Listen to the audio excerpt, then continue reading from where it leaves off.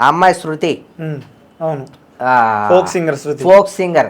అరే వాళ్ళ కష్టంతో వాళ్ళు పైకి వస్తే మీరు ఎందుకు ఓర్వట్లేరు? మీ సొమ్ము ఏమన్నా పెడుతున్నారా? మీ ఇంటి నుంచి ఒక పూట అన్నం ఏమన్నా అలా పంపిస్తున్నారా?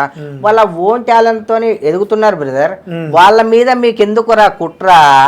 మీది మీరు చూసుకోండి. వాళ్ళతో నీకు ఏమవసరం? ఈ రోజు ఆ అమ్మాయి సూసైడ్ చేసుకొని చనిపోవడానికి కూడా ఒక విధంగా ఆమె ఎదుగుదలని ఓర్వలేక, అండ్ ఒక వ్యక్తి పైకి వస్తున్నాడంటే ఎవరికి నచ్చదు, ఎందుకో ఏమో. నేను కూడా అలా పైకి వచ్చిన వ్యక్తినే. ఎందుకు మీ బలం అలాంటి వాళ్ళ మీద మీరు ఎందుకు చూపిస్తున్నారు? ఈ రోజు సూసైడ్ చేసుకోవాల్సిన కర్మ అమ్మాయికి ఎందుకు పట్టిందో? అంత పేరు గాంచి అంత మంచిగా చాలా కష్టపడి వచ్చిన వాళ్ళ మీద మాత్రమే ఇలాంటి వెన్నుపోట్లు అవుతున్నాయి. కొంతమంది మర్డర్ అంటున్నారు, కొంతమంది సూసైడ్ అటెంప్ట్ అంటున్నారు, కొంతమంది కట్నం మీద వేధింపులు అంటున్నారు. ఎందుకు చనిపోయిన ఆమె మీద ఇన్ని రూమర్స్? తను ఎలా చనిపోయిందో అంటే నాకు తెలిసి కష్టపడి పైకి వచ్చిన అమ్మాయి తను.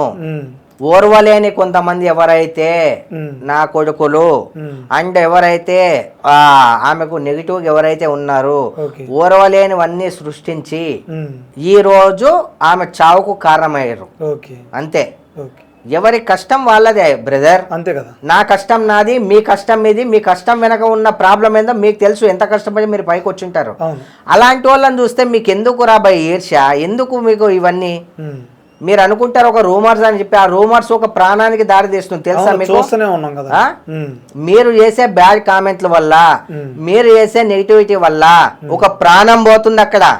ఉన్న జాగాలో తిని సైలెంట్గా ఉండలేరా మీరు? మీ బలాన్ని తీసుకొని ఆయన పైకి వచ్చింది అతను. మీ బలాన్ని తీసుకొని నేను పైకి వచ్చానా? నాలాగా ఎంతో మంది ఎవరి సపోర్ట్ లేకుండా పైకి వచ్చేటోళ్ళు చాలా మంది ఉన్నారు. అలాంటి వాళ్ళకి నెగిటివ్ కామెంట్స్ పెట్టాలని కానీ, రూమర్స్ క్రియేట్ చేయాలని కానీ, వాళ్ళని తొక్కేయాలని చూడకండి.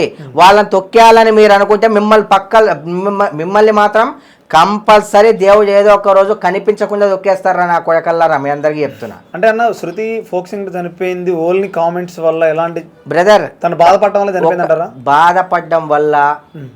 అండ్ ఆ అమ్మాయి ఎంత ఇప్పుడు కాచే చెట్టుకే రాళ్ళు ఎక్కువ పడతాయి అన్నమాట, రాళ్ళు ఎక్కువ కొడతారు. ఆ అమ్మాయి ఎంత కష్టపడి ఈరోజు ఈ స్థాయికి వచ్చిందో చాలా మందికి తెలుసు. ఓర్వలేని నా కొడుకులు, ఓర్వలేని కొంతమంది అమ్మాయిలు ఎవరైతే ఉంటారో, ఈ అమ్మాయి దేంట్లో దొరుకుతుందా? 20 రోజులు కాలే మ్యారేజ్ చేసుకున్న అమ్మాయి. అసలు తను సూసైడ్ ఏంటి, తను మర్డర్ ఇన్ని ఎలిగేషన్స్ రావడం ఏంది చాలా బాధాకరమైన విషయం. ఎందుకంటే కష్టపడి పైకి వచ్చిన వాళ్ళ మీద నాకు చాలా గౌరవం ఎక్కువ. ఎందుకంటే అదే స్టేజ్ నుంచి నేను వచ్చా.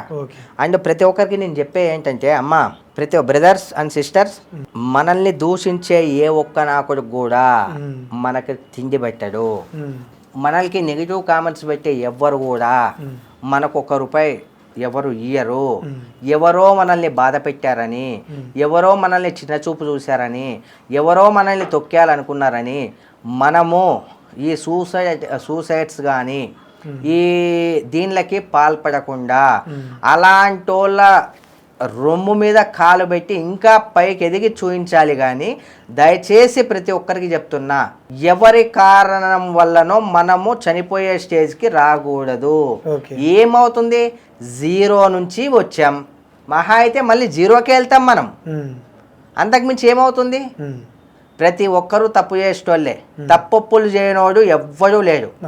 ఎవరో దూషించారని దయచేసి ఇలాంటి సంఘటనలకు పాల్పడకుండా దయచేసి ఇప్పటికైనా ఇలాంటి స్టాప్స్ చేయండి. ఏది పోయినా మళ్ళీ సంపాదించుకోవచ్చు, ప్రాణం పోతే మళ్ళీ తిరిగి రాదు.